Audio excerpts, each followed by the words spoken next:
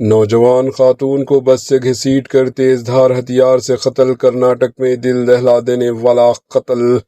ریاست کرناٹکا کے ضلع دکشن کنڑ سے ایک انتہائی افسوسناک اور دل دہلا دینے والا واقعہ سامنے آیا، جہاں 25 سالہ لاونیا نامی خاتون کو سرِ عام بے رحمی سے موت کے گھاٹ اتار دیا گیا۔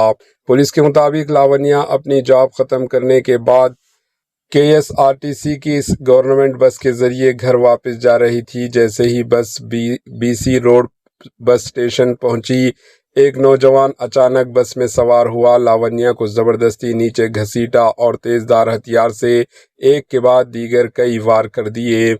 شدید زخمی ہونے کے باعث لاونیا موقع پر ہی خون میں لت پت گر گئی۔ انہیں فوری طور پر گورنمنٹ ہسپتال منتقل کیا گیا، جہاں ڈاکٹروں نے انہیں مردہ قرار دے دیا۔